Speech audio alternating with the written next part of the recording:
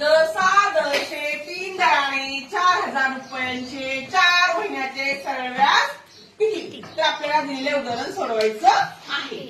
तर सरळ व्याज आपल्याला काढायचं आहे. मग सरळ व्याज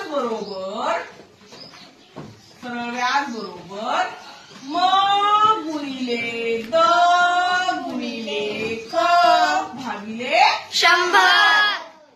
आता म म्हणजे मुद्दल. किती मुद्दल आहे? 4000. अगदी बरोबर. गुणिले दर किती आहे? 3.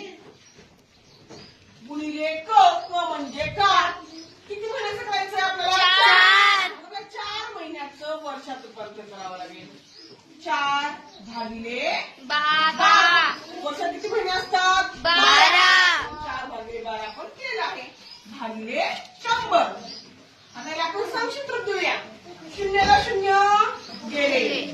4 1 4 4 3 12. 3 ला हे 3 गेले. बघा मग किती राहिले? 40 गुणिले 1. आणि छेदाला 1 म्हणजे सरळ व्याज किती आला आपल्या मुलांनो? 40.